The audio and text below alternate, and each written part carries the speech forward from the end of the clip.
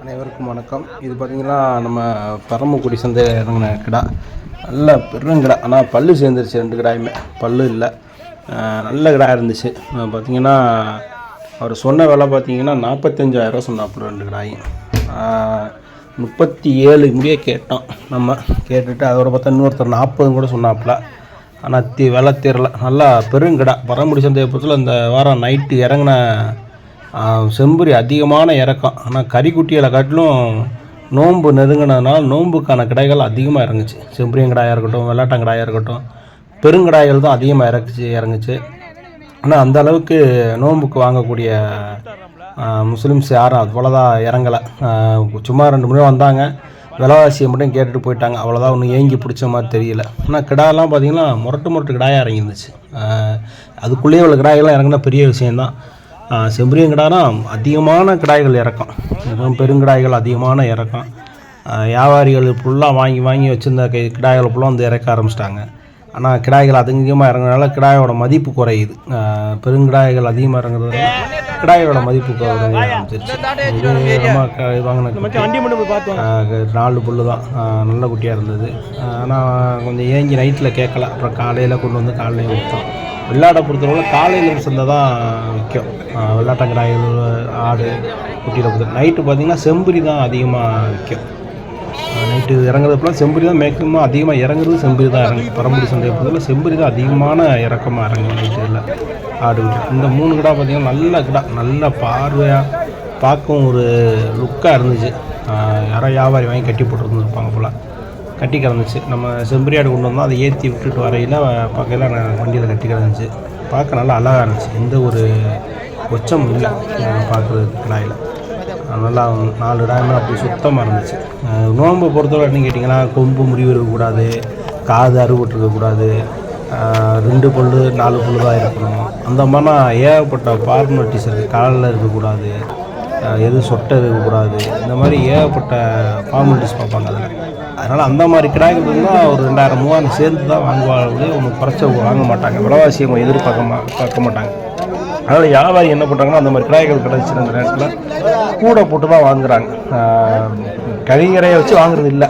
அதை சொல்லப்போனால் கிலோ 2000 கூட கிடா வாங்குறவங்களாம் இருக்காங்க. வாங்கி விற்கிறதுக்காண்டி, தோரணைக்காண்டி வாங்குறக்கூடிய நிலைமை இந்த கிடாய்கள்லாம் எல்லாம் பார்த்திங்கன்னா நல்லா பொருவட்டான கிடாய்கள். ஆனால் தான் பல்லு சேர்ந்து இருக்கும். அந்த கிடாயெல்லாம் 6 புல்லாக இருக்கும், பல்லு சேர்ந்த கிடாய்கள் வாங்கி கட்டியிருந்தாங்க. நான் கட்டி கிடந்துச்சு. கிடா நல்லா முரட்டு கிடா. நம்மளாம் இதே மாதிரி கிடா தான். இதை காட்டி ஒரு மட்டமான கிடாயெல்லாம் நான் இப்போ ஒரு வட்டம் போயிட்டு 65 ரூபாய் கேட்டுட்டு வேணாம் சொல்லிட்டு வந்துட்டோம். ஏன்னா ஒரு கிடாயில் காலில் வச்சு ஒரு கிடா கம்பு இருந்துச்சு, அதெல்லாம் வேணாம் சொல்லிட்டு இருந்துச்சு. நல்ல கிடாய்கள் இதெல்லாம். இது நம்ம கறிக்கடைக்கு வாங்கினோம், சும்மா குட்டி. இதையே வந்து 30,000 சொல்கிறாப்புல இந்த குட்டியை. ஏன்னா அப்படி தான் இருக்குது. இப்போனா கிடா சந்தைக்கு போயிட்டால் 15,000 குறைஞ்சி கிடாயே கிடையாது. அந்த ஒரு நிலமை வந்துருக்கு சந்தை. சந்தைக்குள்ளே வந்துட்டாவே 15,000 குறைஞ்சி கிடாயே வாங்க முடியல. விலையை எடுத்தவொடனே 15,000 தான். பொடி குட்டியாக தான் சேர்த்து 7 கிலோ 8 கிலோ இருந்தாங்க 15,000 தான். அப்படின்னு சொல்லும்போது விலையை கேட்க முடியல. ஒரு கிராமத்துக்கு அதுதான் அந்த வியாபாரிகள்கிட்ட கூட ஓரளவுக்கு அனுசரித்து வாங்கிடலாம்னா, கிராமத்துக்காரங்க கூட சுத்தமாக வாங்கிட முடியல. ஏன்னா அந்த வியாபாரிகள் கொண்டு வந்து அதே விலையை 15 ரூபா 10 ரூபா சொல்லிட்டு கடைசியில் கறிக்கடைக்காரங்கிட்ட வாங்கின விலைக்கு ஒரு 100,000 கடை கொடுத்துட்டு போயிடுறாங்க.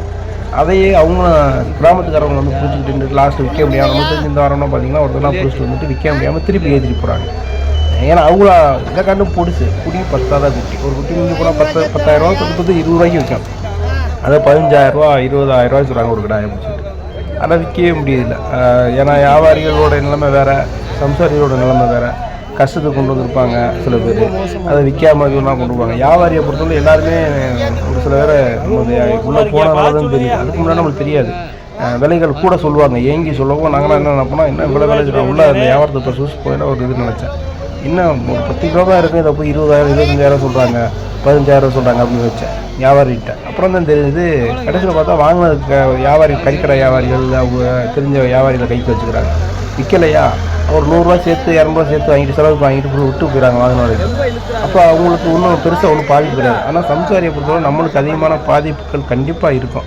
ஏன்னா நம்ம ஒரு அவசரத்தை கொண்டு வருவோம், ஒரு முறைக்கு கொண்டு வருவோம், கொஞ்சம் ஏங்கி விற்கணும்னு வச்சு கொண்டு வருவோம். இங்கே சந்தை நிலவரம் கொஞ்சம் கீழே கிடக்கும், அதனால் அது கொஞ்சம் கீழே கேட்பாங்க. நம்ம என்ன பார்த்து திருப்பி கொண்டு வீட்டில் கொண்டு விடுவோம் அப்படின்னு நினைப்போம். ஆனால் வீட்டில் விட்டாலும் மறுபடியும் கிடாயை பொறுத்தல கிடாயோ ஆட இறங்கி தான் மறுபடியும் எந்திரிக்கும். ஏன்னா ஒரு 30-40 குட்டிகள் கொண்டு போய் வைக்க பலப்பட்ட நோய்கள் பட்டு கிடாயெல்லாம் உள்ள வரக்காது, யார் தான் வரக்காது. அதெல்லாம் பட்டு வந்தோன்னே வீட்டில் நிற்கிற குட்டிகளுக்கும் பாதிப்பு. முடிஞ்ச அளவுக்கு கிராமங்களில் வரும்போதே கொடுத்துடணும். அனுசரிச்சு சந்தை கொண்டு வந்துட்டு விற்றுணும். அதுதான் நம்மளோட எல்லாம் பெட்டை ஆடு. அதிகமான ஆடு இறங்குனதுனால ஆடு விலைவாசிக்கு கீழே விழுந்துட்டு இருந்துச்சு. போன வாரம் இருந்த வேகம் அந்த வாரம் இல்லை. ஏன்னா ஆடு அதிகமான இறக்கம், பெட்டை ஆடு அதிக இறக்கம் வர முடியல. நிற்க இடம்ல அளவுக்கு 2 வாரமாக சந்தையில் இறங்குது ஆடு குட்டி. செம்பரி அதிகமான இறக்கம். அதுவும் கிடாய் செம்பரியங்களா விளையாட்டுங்களா அதிகமான இறக்கம். பெருங்கிடாய் திருவுக்கான கிடையாது. கிடாயெல்லாம் வாங்கணும்னு நினைக்கிறவங்க வாங்கலாம். இப்பயே செம்பரியும் கிடாய் பார்த்தீங்கன்னா நல்ல கிடாயெல்லாம் அதிகமாக இறங்குது. ஆனால் விலைவாசி யாருமே விட்டு கொடுக்குறது எல்லாமே 25 ரூபா 30 ரூபா அந்த மாதிரி விலைவாசி நல்லா விலைவாசி வந்து கொஞ்சம் இதாக தான் இருக்குது. சந்தையை சுற்றி பார்த்தா எங்கன்னா பார்த்தாலும் செம்பரி ஆடு கிடக்குது. இந்த வாரத்தை பார்த்தீங்கன்னா எந்த இடத்துல பார்த்தாலும் செம்பரி ஆடு அப்படியே கூட்டமாக கிடச்சி. இது நம்ம ஆடு இருந்தால் பக்கத்தில் இருந்தால் ஒரு கிடா வந்து லைட்டாக வலுப்பு. அவர் 11 ரூபாய்க்கு கேட்டார். நம்ம அத்தாவில் அவர் தேவட்டா கிடைக்கிறாரு. அவரை அவர் லாஸ்ட்டில் 12 ரூபாய்க்கு இருந்தது. ஆனால் கிடா வலுப்பு கிடா வலுப்புலாம் இது கோலாறு உள்ள கிடா தான். அந்த மாதிரி கிடாய்களில் கொஞ்சம் சாதாரணமாக வாங்கலாம்.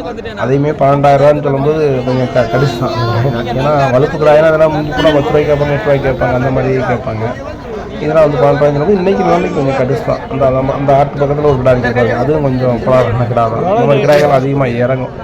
அந்த மாதிரி குட்டிகள் தான் வந்து மேக்ஸிமம் கறிக்கடை பெரிய கறிக்கடைகள்லாம் பார்த்து பிடிச்சி வாங்குறாங்க. ஏன்னா அந்த அளவுக்கு கிடாய்கள் இறக்குறது அதிகமான இதாக.